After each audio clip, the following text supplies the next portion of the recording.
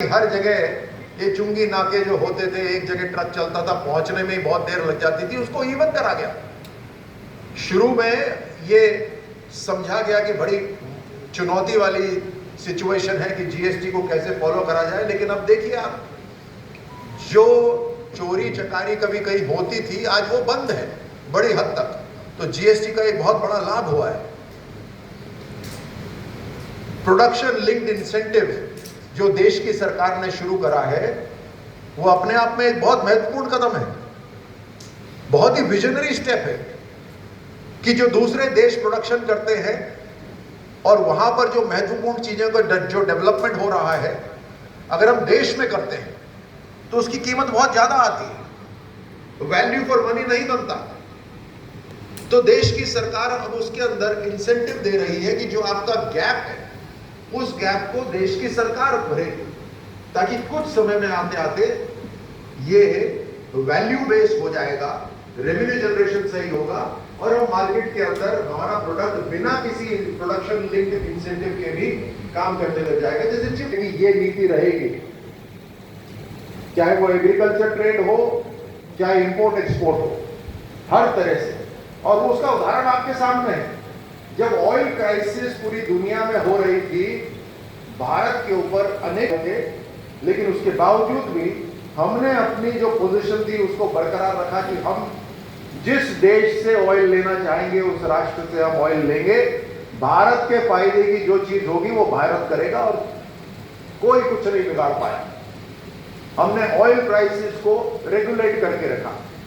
जब supply lines सब जगह कोविड के समय अस्त व्यस्त हो गई थी, तो भारत एक ऐसा डिपेंडेबल राष्ट्र हो गया था जिसको दूसरे देश भी समझ रहे थे कि उनको अपनी सप्लाई लाइंस ऑयल करने की जरूरत पड़ रही थी, कि भारत के अंदर भी अपनी सप्लाई लाइंस, प्रोडक्शन लाइंस शुरू करिए, क्योंकि एक लोकतांत्रिक देश है, भरोसेमंद देश है, यहाँ की नीतियां स्टेबल हैं, सरकार स्टेबल है। उस तरह से भारत के अंदर इन्वायरमेंट, इंडस्ट्रीज का ग्लोबल जो डिप्लोमेसी है उसके अंदर हर तरह से भारत मजबूत हुआ। हमारी टेक्नोलॉजी, डिजिटल ट्रांसपेरेंसी, हर तरह से जो इंडस्ट्री 4.0 भारत के अंदर आ रही है, जो हमारी एक्सपोर्ट्स है, इंपोर्ट है, उसके अंदर टेक्नोलॉजी आ रही है। हर तरह से हम टेक्नोलॉजी युक्त होते जा रहे हैं। एक समय जब बात हो रही थी कि भारत के अंदर क्रेडिट कार्ड, लेकिन गांव में तो हो ही नहीं सकता।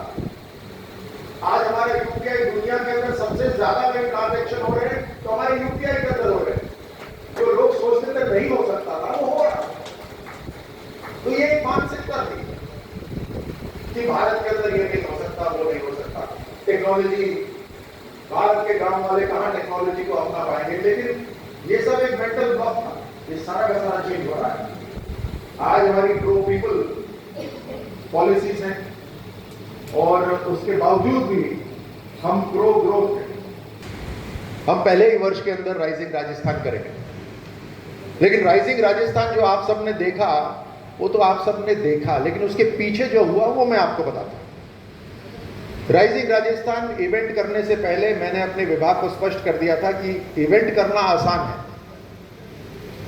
इंडस्ट्रीज को बुला लेंगे, हम एक कार्यक्रम कर लेंगे। केवल उतना नहीं, हमें उससे पहले बहुत होमवर्क करने पड़ेंगे।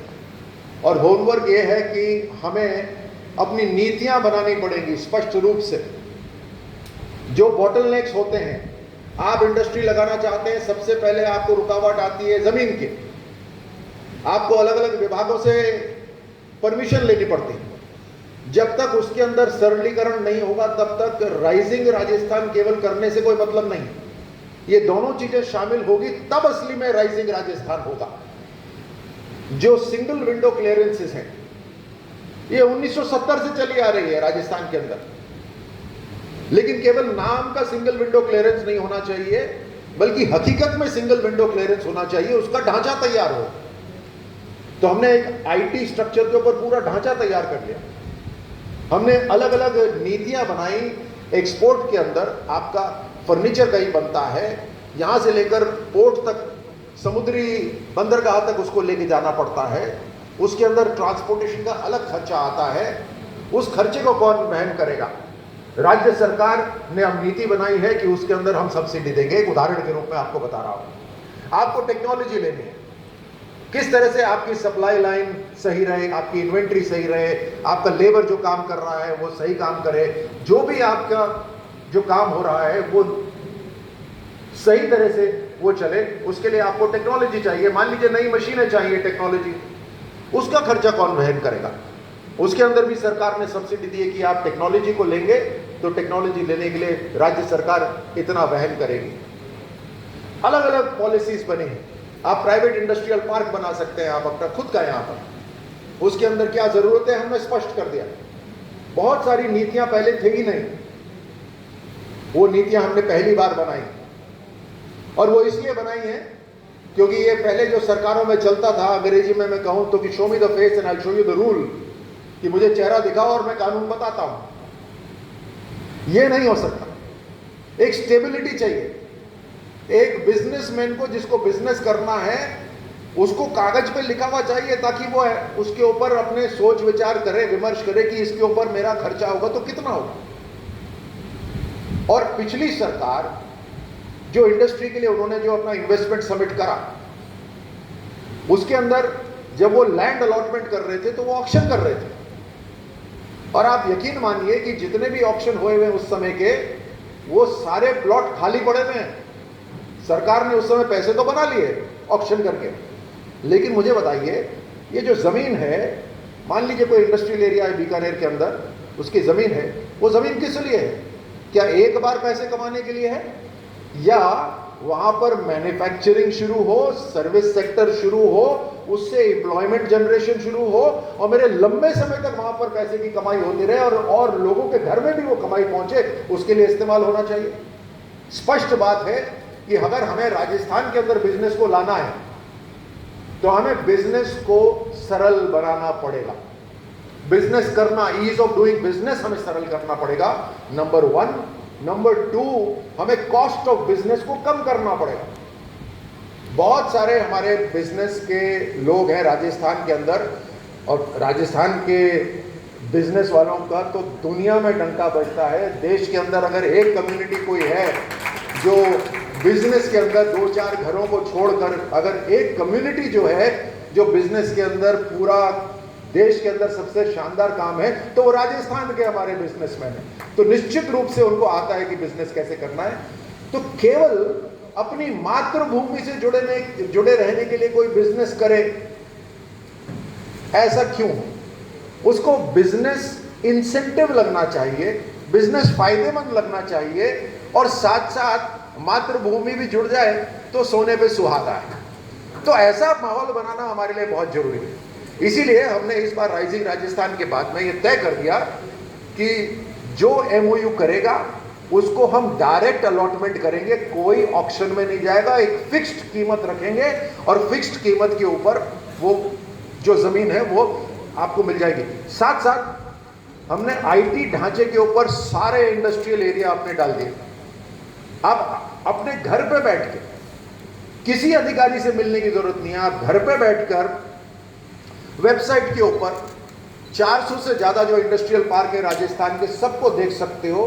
यहां तक कि कौन सा प्लॉट खाली है उसको भी देख सकते हो, और आप वहीं पर ही उंगली रख दीजिए कि मुझे ये वाला प्लॉट चाहिए, मेरा एमओयू मेरा, वहीं पर ही कर दीजिए, आपको वो सीधा अलॉट होगा बिना किसी ऑप्शन के। और व्यापारी कीमत से नहीं घबराता, वो घबराता है कि पहली बात तो 6 महीने बाद करोगे, कि ऑक्शन में 2 साल में एक बार करूंगा, तो पहले तो उसका पूरा प्लान ही डिले हो जाता है। फिर उसके अंदर वो जो मुकाबला हो जाता है रियल एस्टेट वालों से, जो 20-20 साल तक प्लॉट को पकड़ के रखते हैं, उसमें कोई कंस्ट्रक्शन नहीं करते, हर बार वेवर लेते रहते हैं। मैं जब आया इंडस्ट्री के अंदर तो एक कोई दूसरी पार्टी के एक मंत्री रहे हुए थे, उनका भतीजा आया मेरे पास कि साहब मेरे को ये प्लॉट को आगे कराना है। फोन आया, मैंने कहा आ जाओ आप, कोई सी भी पार्टी हो, हमारे तो नागरिक हो आप। बोला इसको एक्सटेंड करना है। तो 20 साल तक तो उसके ऊपर कंस्ट्रक्शन हुआ नहीं था, अब उसको और एक्सटेंड करना चाहते थे। मैंने कहा पता करो कब खरीदा हुआ है ये, तो पता चला जब उनकी सरकार जारी थी तब नोटिस गया था कि अभी हम ये जब्त करने वाले हैं, तो उसने सस्ते में बेच दिया प्लॉट। इन्होंने प्लॉट ले लिया, अब उसको वेवर करके आगे बढ़ाना चाहते हैं, फिर उसको पूरी कीमत में। ये रियल एस्टेट के लिए नहीं है। हमारा जो जमीन है, बीकानेर हो, पूरा राजस्थान हो, वो इंडस्ट्री लगाने के लिए जमीन है और उसी के लिए इस्तेमाल होगी। अब यहां पर आपके नमकीन के हैं, वूल के हैं, यहाँ पर अलग अलग जो व्यवसाय हैं। सिरेमिक पार्क, आज ही मैंने आदेश दिए हैं कि सिरेमिक पार्क को पूरी तरह से तैयार करा जाए। रॉ मटेरियल यहाँ पर है, मिनरल्स यहाँ पर हैं हर तरह से। मैंने ये भी आदेश दिया है कि गैस कंपनी जिसकी जिम्मेदारी है बीकानेर जिले की, उसको आदेश दिया जाए कि तुरंत एक पाइपलाइन लगाए वो सिरेमिक पार्क तक। उस पार्क को हम जल्द से जल्द डेवलप करेंगे। लगातार हमारी नजर रहेगी। मैं आप सबसे आग्रह करता हूं, इसके लिए लगातार मेरे से संपर्क रखिए। उसको जल्द से जल्द डेवलप करेंगे और डेवलप करके गैस पाइपलाइन लाकर उसको हम सेल के अंदर लेकर आएंगे, ताकि जो भी सिरेमिक टाइल वगैरह बनाना चाहता है वो तुरंत ये सिरेमिक पार्क डेवलप हो। उसके साथ साथ अभी मैं जैसे बात कर रहा था, एसटीपी प्लांट वगैरह, पानी है, खारा पानी है, निकलता है, जो वॉशिंग होती है उससे बहुत ज़मीन बर्बाद हो रही है। उसके लिए भी मैंने आदेश दिए कि सर्वे करिए, पता करिए, कहीं ना कहीं हमें समाधान निकालना है। देखिए, सरकार जब बनती है तो सरकार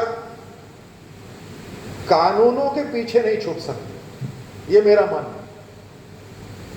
जब जनता ने विश्वास दिया, हमारे में बनाया है और हम सत्ता में आए हैं, तो हम सरकार हैं, कानून हमारे पीछे चलते हैं, कानून हमारे, हम कानून के पीछे नहीं चलते, कानून हम बनाएंगे। जब तक आप सब विशेषज्ञ हैं, आपसे राय आती है, आपके साथ लगातार बैठना, आपसे सुझाव लेना।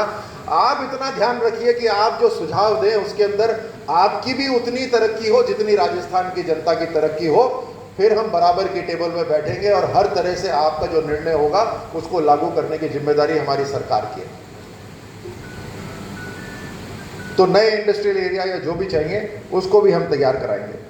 लगातार हमारी हर महीने 2 महीने में लघु उद्योग भारती के साथ बैठक होती रहती है। मैं चाहूँगा कि आपकी भी जो एसोसिएशन है, जब भी मौका लगे 2-3 महीने में, एक तो आप यहाँ बैठक करिए, हम अपने अधिकारियों को बोल देंगे कि बैठक करेंगे। उसके बाद में आपको कभी मौका लगे जयपुर आने का, 3-4 महीने में एक बार आइए, समस्याएं लेकर आइए, जो समस्याएं यहाँ चर्चा हो चुकी, ताकि मुझे भी पता चले किसके ऊपर काम नहीं हुआ, तो उसको ठीक करने का और उसको आगे आपके लिए दुरुस्त करने का जिम्मेदारी हमारी है, उसको करेंगे। जो देश के अंदर प्रधानमंत्री मोदी जी ने जो एक लक्ष्य रखा है, हमारी इकोनॉमी दुनिया के अंदर डेवलप्ड इकोनॉमी के अंदर जाए, उसके अंदर आप सबका बहुत बड़ा रोल है, राजस्थान का बड़ा रोल रहेगा।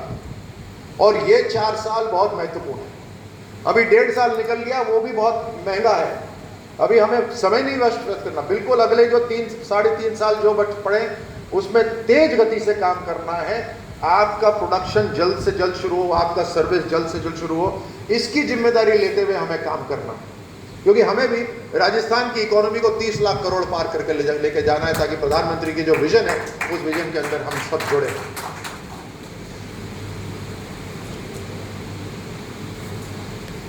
तो उसी पार्टी का मुझे बहुत गर्व होता है मेरे जीवन के अंदर, क्योंकि आप ही के क्षेत्र के, आप ही के शहर का रहने वाला हूं।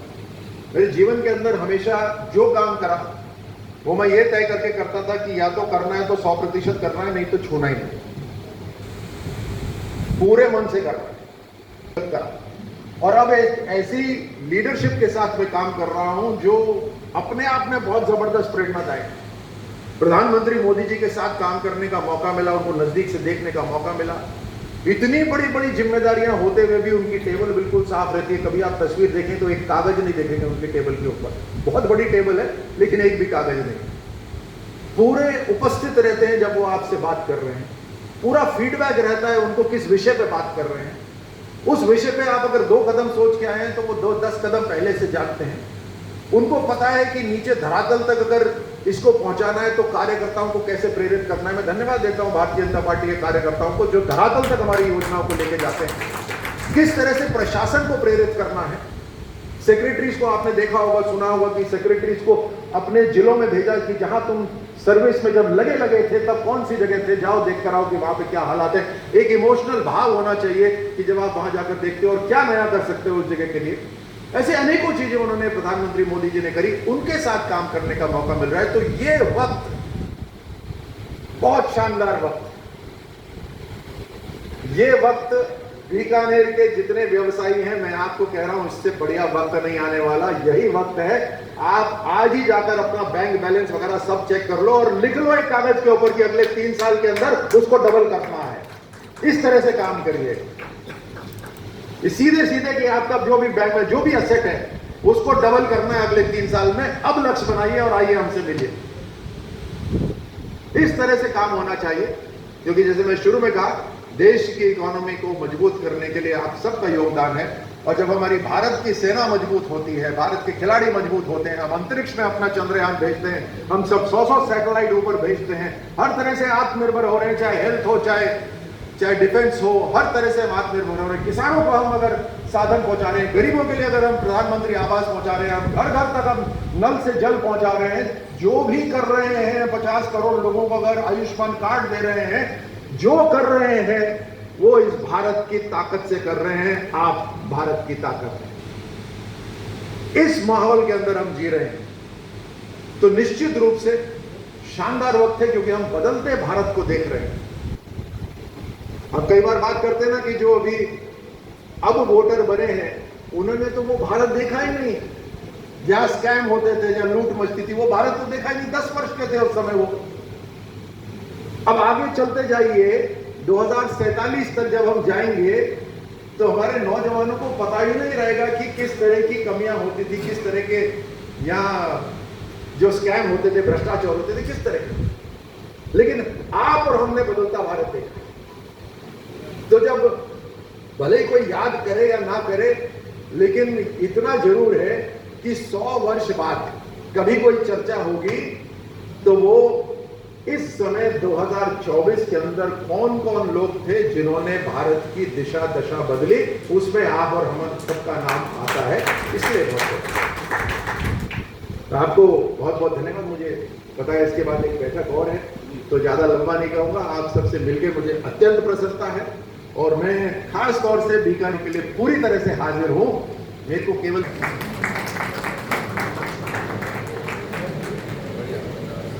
ऑफिस में रहने के लिए काफी नहीं